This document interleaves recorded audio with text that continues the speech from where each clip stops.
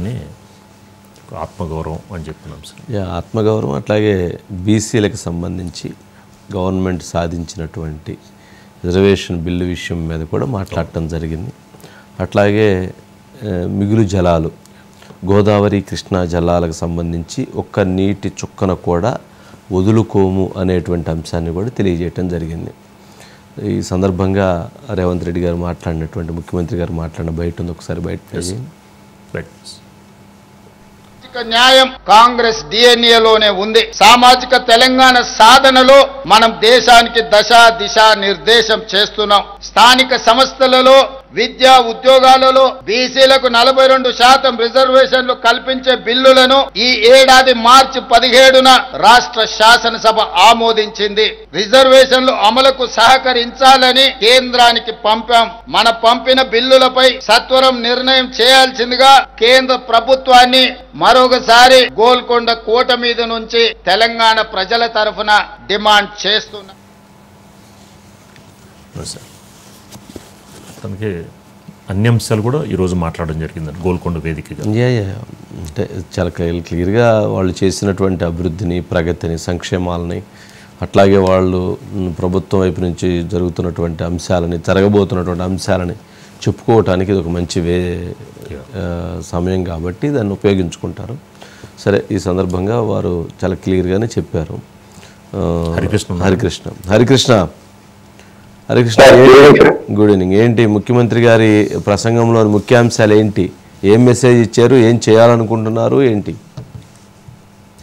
Sir ఇప్పటి వరకు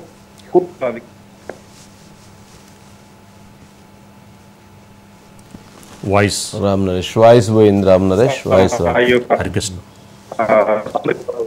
ఆయన ప్రస్తావించడం జరిగింది సార్. ప్రధానంగా కాంగ్రెస్ పార్టీ సంక్షేమానికి, సామాజిక న్యాయానికి కేర్ ఆఫ్ అడ్రస్ గా ఈ యొక్క కాంగ్రెస్ పాలన ఉంటుందంటూ కూడా ఆయన పేర్కొనడం జరిగింది సార్. అయితే ప్రధానంగా ఏదైతే కాంగ్రెస్ ప్రభుత్వం అధికారంలోకి వచ్చిన తర్వాత గత 10 ఏళ్ల నుంచి కూడా రేషన్ కార్డులకు సంబంధించి చాలా వరకు కూడా ఇబ్బందులు పడ్డ పరిస్థితి. అయితే కాంగ్రెస్ పార్టీ అధికారంలోకి వచ్చిన తర్వాత జూలై 14వ తేదీన ఈ యొక్క రేషన్ కార్డుల పంపిణీ కార్యక్రమం చేపట్టడం జరిగింది సార్. తర్వాత ఈ యొక్క రేషన్ కార్డుల ద్వారా పేద ప్రజలందరికీ కూడా ఏదైతే కాంగ్రెస్ ప్రభుత్వం 1957లో ప్రజా పంపిణీ వ్యవస్థను స్థాపించడం జరిగింది. దాన్ని ఆధారంగానే ఈరోజు రేషన్ కార్డుల ద్వారా సన్నబియ్య కార్యక్రమం అనేది చేపడుతున్నామంటూ కూడా ముఖ్యమంత్రి రేవంత్ రెడ్డి తన ప్రస్తావించడం అయితే జరిగింది సార్. అయితే సామాజిక న్యాయానికి సంబంధించి బీసీలకు 42% రిజర్వేషన్లకు సంబంధించి స్థానిక సంస్థల్లో 42% రిజర్వేషన్, అదేవిధంగా విద్యా ఉద్యోగాల్లో కూడా 42% మా ప్రభుత్వం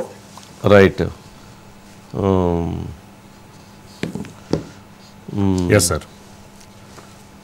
నెక్స్ట్ టాపిక్ వెళ్దాం సార్. అంటే జనరల్గా రేవంత్ రెడ్డి గారికి, ముఖ్యమంత్రి గారికి మంత్రివర్గం పూర్తిగా సహకరిస్తే, ఆయన చెప్పినటువంటి లైన్లో కరెక్ట్గా నడిస్తే ఇప్పటికీ ఈ ప్రభుత్వానికి చాలా ఎక్కువ రీచ్ వచ్చేది. కానీ ఇక్కడ ఆ మంత్రివర్గంలో కొందరి యొక్క సహకారం కరెక్ట్గా లేకపోవటం, మేము ఆయనకంటే ఎక్కువ అని భావించుకోవటం, లేదు మాకు ఢిల్లీ అండదండలు ఉన్నాయని చెప్పని భావించుకోవటం, దీంతో వాళ్ళు కొంత డీవియేషన్ అవటంతో ప్రభుత్వం చేస్తున్నటువంటి కష్టం, శ్రమ, ఇస్తున్నటువంటి పథకాలు కూడా నీరుగారిపోతున్నాయి. వాళ్ళకి ఆ మంత్రివర్గంలో ఉన్నటువంటి వాళ్ళకు కూడా కావాల్సింది అది పేరు రాకూడదు, ఎప్పుడు సమస్యలతో ఉండాలనేటువంటి భావన అసలు అది మంచిది కాదు. మరి ఆ భావంతో ఉన్నారు. అలా కాకుండా కనుకైతే అంటే లాస్ట్ మనం 3 monthsలో తీసుకుంటే రేవంత్ రెడ్డి గారి గ్రాఫ్ ఇండివిజువల్గా పెరుగుతూ వస్తుంది. అంటే కాంగ్రెస్ పార్టీలోనే రేవంత్ రెడ్డి గారి గ్రాఫ్ బాగా పెరుగుతూ వస్తుంది. ఫస్ట్ 1 year దెబ్బతింది, కానీ ఇప్పుడు పెరుగుతూ వస్తుంది. సన్నబియ్యం కావచ్చు, రేషన్ కార్డులు పంపిణీ కావచ్చు, రైతు బంధు కావచ్చు, అట్లాగే మొన్న ఇచ్చినటువంటి సంక్షేమం కావచ్చు, ఉచిత బస్సు ప్రయాణం కావచ్చు, బీసీ రిజర్వేషన్ ఇంపాక్ట్ కావచ్చు, ఇవన్నీ వాళ్ళకు ఒక పాజిటివ్ సైన్ అవుతున్నాయి. బట్ వాటిని అందిపుచ్చుకొని వెళ్ళాల్సినటువంటి వాళ్ళు ఏమన్నా దాన్ని తీసుకెళ్ళరు. ఇది అసలు ఆ డైమెన్షన్స్ తోటి ఆయనకి ఒక టఫ్ జాబ్. రెండోది ముఖ్యమంత్రి గారు కూడా ఆయనకి ఎవరైతే వెల్ విషర్సో, ఆయన కోసం ఎవరైతే పనిచేశారో, ఆయన కోసం ఎవరైతే నిలబడతారో వాళ్ళకి సమయాన్ని కేటాయించలేక ఆయన చిన్న చూపు ఆయనది. అంటే వాళ్ళని సరి చేసుకోవడం సరిపోతుంది, వీళ్ళని దగ్గర తీసుకోవడం ఆయనకి టైం సరిపోవట్లేదు. వాళ్ళని సరి చేయకుండా వీళ్ళని దగ్గర తీసుకుని వీళ్ళు సరి చేస్తారు వాళ్ళని.